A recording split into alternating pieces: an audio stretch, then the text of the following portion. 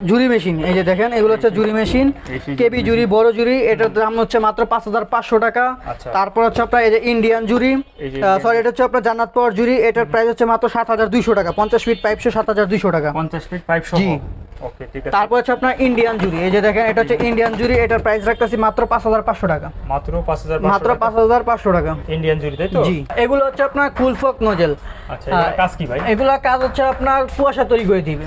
আচ্ছা, কুয়াশার মতো পানি বের হবে। কুয়াশার মতো পানি বের হবে, এই যে এগুলো প্রত্যেকটাতে কুয়াশার মতো পানি বের হবে।